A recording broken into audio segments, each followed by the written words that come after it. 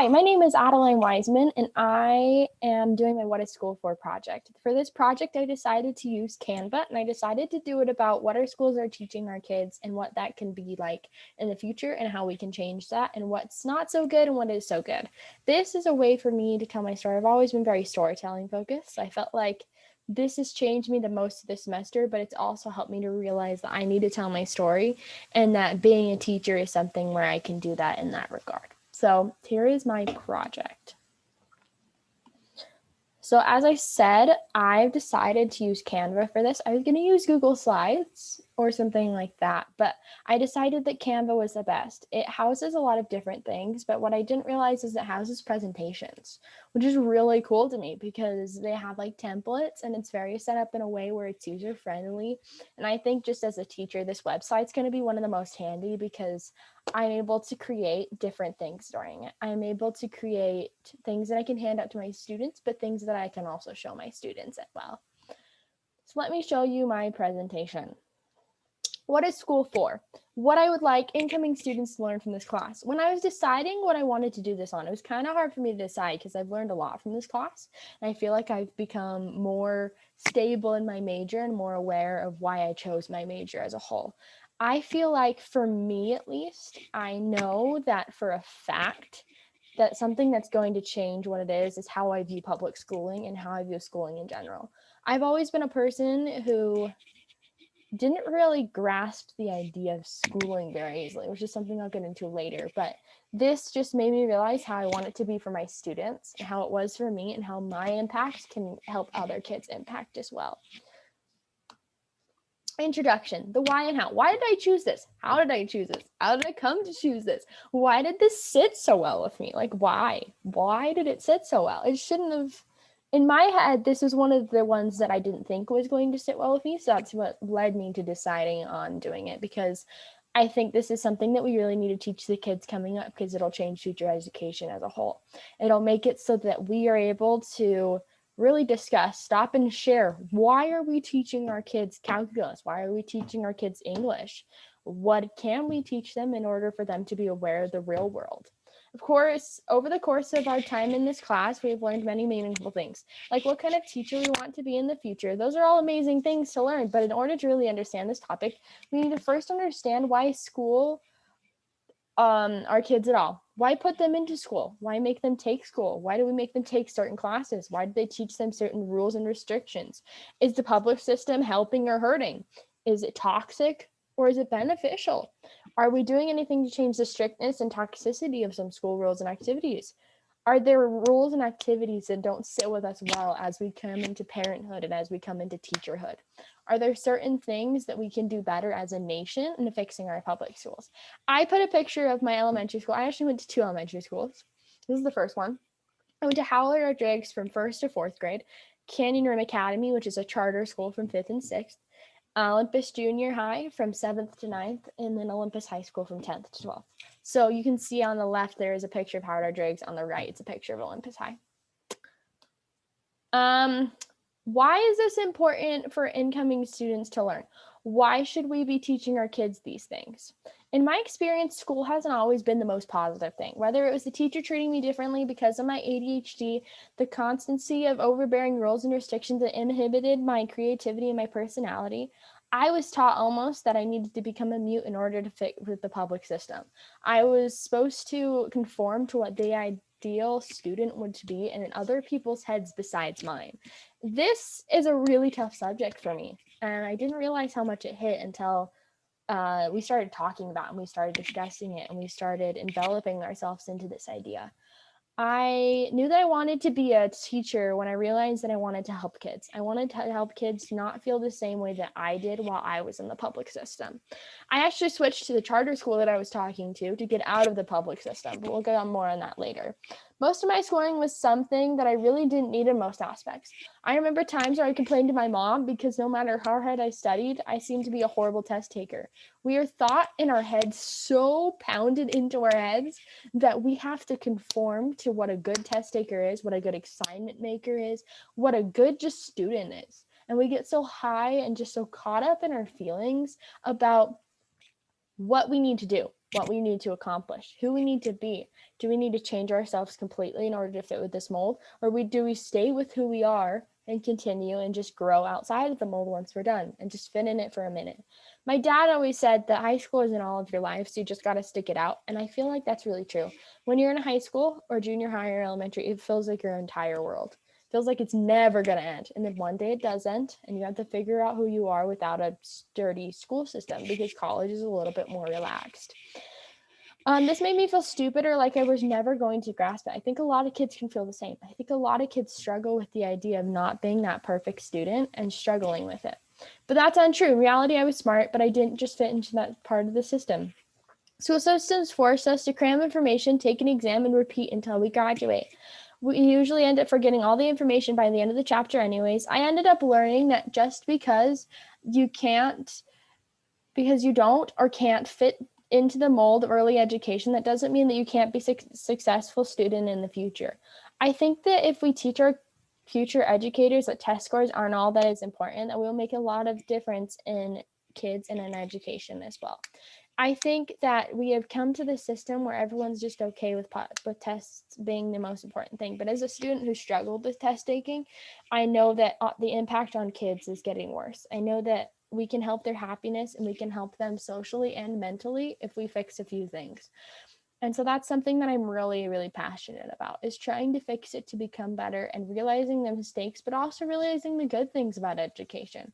Our students can learn, they can be social, but if they do not fish that social gap, then is it just shame on them? Is it just like, what the heck? What are we doing to help our kids that do not fit the molds? Are we just ignoring them and just forgetting that they're part of the numbers? Or are we letting that number help us to become better? And we're using numbers in a positive way instead of a negative way.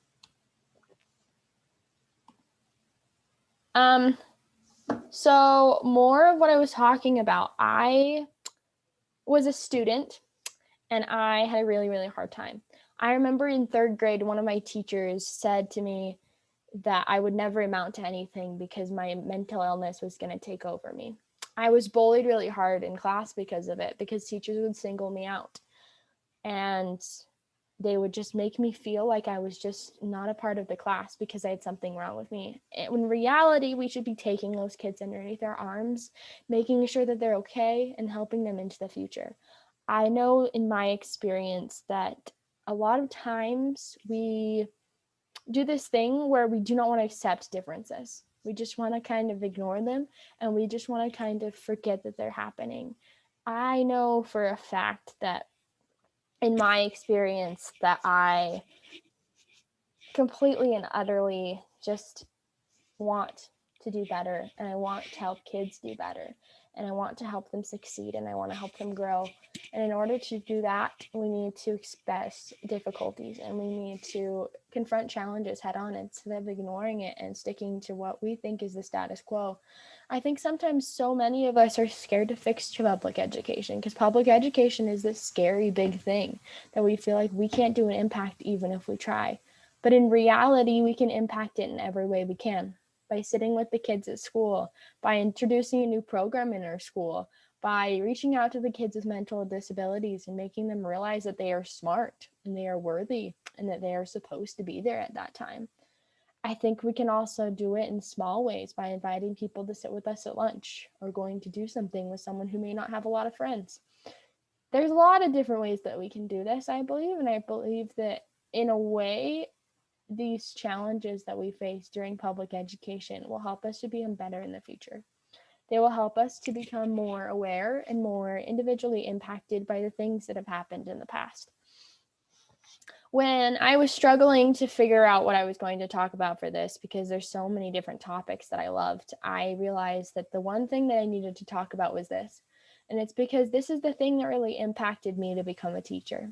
And so I think it's important for you, and for all of us to keep in this class, especially, that discussion's okay. It's okay to realize the imperfections in public schooling, but it's not okay to dwell on them. It's okay to want to fix them, but it's not okay to get caught up on them and try and fix every little thing because you feel personally instructed. This is something that's really close to my heart. And so I'm hoping that I can be able to share it with you and be able to help you realize it as well. So yeah. To lead on to that, how would I restructure schools in the future? As it says there, wow, it's kind of a loaded question, but here are a few things that I would want to change as of right now. I kind of was really stressed out about this question. I didn't know which way to turn it because there's so many things that you can change and so many things that I think I will learn that I need to change in the future. As a sophomore in college, my third semester in, I realized that I need to kind of take a step back throughout my entire education journey and figure out what I believe in as a teacher. I realized that not all teachers have to think the same, that we can have different opinions, that we can decide, oh, I like this, or someone else can say, no, I don't like this. And I think that's important for us to remember. But these are the things that I think are impacting me right now, some things I would change on command. One is the anti-bullying programs. In my charter school, elementary school, they had no bully signs. It was like this big red stop sign that said no bullying with like the X's. I don't think these work at all, okay? You can say to someone, this is a sign. You follow it, you read it, but then you get into that habit where you pass the sign. Maybe you do not think of the sign when you're in classrooms. I wouldn't say bully someone automatically. Maybe you just like leave them out. I think I would love to establish an anti-bullying program that makes sure that students feel like they have a place if they are being bullied. For me, the hardest part was that recess would happen and I'd be by myself sitting in the hallway. But I want to make sure as a teacher that no one has to sit alone. I want to induce kind of into my school that I want to be that classroom that's open during lunch and recess so kids can come in and play board games or karaoke or do fun things like that and make friends with the other kids who feel left out. Because there is a big enough chunk of kids that get left out that we can combine them and we can make them rely on each other more, be able to have them have like a strong foundation instead of being left out to like the dust. I felt like as a kid that since I was the kid that was weird or being bullied, that teachers would almost just ignore it, just blindside it. They'd just kind of be like, no, that's their fault, or something that they're doing isn't right, or they're just like the weird kid, but they didn't want to get involved. I think if more teachers were aware of what's happening and did more of these things where they made a safe haven for those kids, that it would make a big difference in their classroom and in a lot of rules that had to go down. I think another thing is that classes that apply to future problems. When I graduated high school, I didn't know how to do my taxes. I didn't know what insurance was. I didn't know how to sign up for insurance. I didn't know credit. I didn't know really money, to be honest. And I didn't know how to do the tax on like a food receipt at a restaurant. No clue. I went on my mission and I was like, yeah, like I know how to do that. But that's sad. Like, that's really depressing. Like, how do we not know how to do all these things when we're taking calculus classes and learning how to graph lines? Who's ever going to need to graph a line? Can you tell me the radius of a circle? Can you tell me the circumference? Can you tell me all of the wars in order and where they happened? Heck no. And I would not make you realize that. But we need to do more classes on things that we do in our adult life. Taxes, insurance, random adult things, just like classes that make it how to fix a tire. Like everyone should be required to go to like a car class or something. Like there are so many things that we do not learn in public schooling that needs to change in the future, or else we're going to have a point of our lives where kids aren't going to know how to deal with these things. They're just going to be like, oh, let me Google it. No, we should be able to grow these experiences and be able to become better and be able to realize what they are for the future. The next one is bathroom rules for the older kids. When we were talking about this in class, it didn't hit me how hard it bugged me, but it does bug me. Why, as a 17-year-old person, was I getting a suspension? I was suspended my sophomore year of high school for chewing gum in class. And then I got a due to seizures, which is something really weird that we could talk about at another time. But I also got a lunch detention for asking to go to the bathroom, and it was like 1 over. So then they gave me a detention in replacement of that bathroom that I ordered. I cannot control my bladder. As a 17-year-old or an 18-year-old even, why should we have to tell our teachers, yo, we're going to the bathroom, and then feel awkward about it when our other students are like, what the heck? Like, that's just a weird stigma that we have where we have to do that. I think with younger kids, it's needed, especially kindergarten, first grade, second grade, third grade, because they do la-di-da, they go off by themselves. Great. But why are we doing it to junior high and high school kids who know what they're doing? They watch classes by themselves. They change classes. They drive, for Pete's sake. Why are we having them do these weird things? My junior high made us sit at lunch tables that were assigned to us. This is something that really bugs me because I shouldn't have to sit with kids who are mean to me because they go to the same classes as me. So I think a lot of those rules that we need to rethink, and we need to really dig deep into why they became a thing and if we still need it for the future going on. I think another thing is stigmatism of mental illness. I am a firm believer that mental illness is not something that can bring you down. It is something that you can work forward. I'm a person who was diagnosed with really severe ADHD at the age of 5 years old. It was kind of plaguing it, to be honest. I had days where I didn't want to get out of bed, and I had days where I couldn't get into bed. I would just stay up all night. I had to take this ADHD medicine, and it made it so that I was a robot. I wasn't able to think for myself. I was forced into this little bubble of not being able to be myself for the 10 hours a day. Then I'd go home and be a spastic. It led to an eating disorder coming to be because my stomach just stopped telling me when I was hungry because it just stops your hunger. And then it led to depression and anxiety. It led to becoming a mute. It was a big reason why I was bullied as a kid because I was the quiet, shy kid that didn't really do anything. I think it's the reason why I didn't make more friends. I feel like as a stigmatism of mental illness, we have this view that it's just some scary thing. But in order, it's a kid who's struggling. And as teachers, we should focus on everybody, not just the kids who are struggling, because the kids who have it completely together may be struggling in other aspects, but may not be able to say it. I think we need to embrace mental illness and not make them feel like some freak show. I remember I had an IEP, which is something that basically helps you have accommodations, which is a good thing for some kids. But I remember going to those special needs classes and being, why am I here? I have ADHD. That just means I'm hyper and I talk a lot. Like, that's not why I should be here. And so I actually got rid of it in 9th grade. And then I stopped taking ADHD medicine my junior year of high school. And it is one of the best things that's ever happened to me. To this day, I have a 4.0 in college and I'm completely on my own. I served a mission. Like, I believe and firm that if we put something to our mind, then you can do it. Test scores and numbers just need to change in general. We just need to be less focused on the numbers of it all and be more focused on the kids' mental health, like I was just saying. The importance of calculus is really confusing to me, like those kind of like AP classes. Why?